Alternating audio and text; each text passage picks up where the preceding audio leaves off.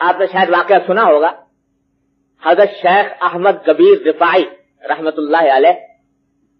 بڑے درجے کے اولیاء اللہ میں سے ہیں، بزرگان دین میں سے، بہت مدت تک مدینہ طیبہ جانے کی خواہش تھی، آرزو تھی، ہر مسلمان کو ہوتی ہے، وہ تو اللہ والے بزرگ تھے، ان کو تو کتنی ہوگی، لیکن سالہ سال کی خواہش کے بعد موقع ملا ایک دن حاضری کا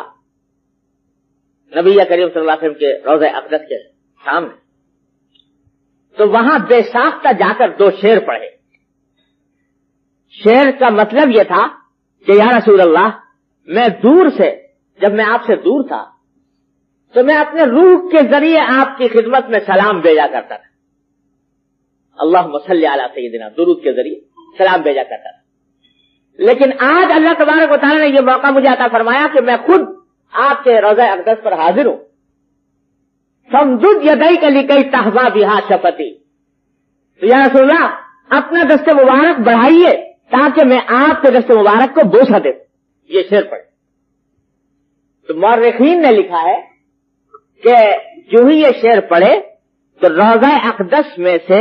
نبی کریم سرور دو عالم صلی اللہ علیہ وسلم کا دست مبارک ظاہر ہوا، اور ہزاروں انسانوں نے یہ نظارہ کیا کہ دست مبارک ظاہر ہوا، احمد کبیر رفاعی رحمۃ اللہ نے دست مبارک کو بوسہ دیا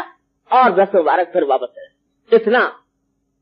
عظیم الشان واقعہ ان کے ساتھ پیش آیا، اور یہ مورخین نے متعدد تاریخوں میں لکھا ہے، اور لکھا ہے کہ ہزارہ افراد کی موجودگی میں یہ واقعہ پیش آیا۔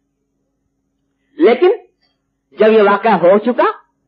تو شیخ احمد کبیر رفاعی رحمۃ اللہ نے کیا کیا، اس واقعے کے بعد جا کر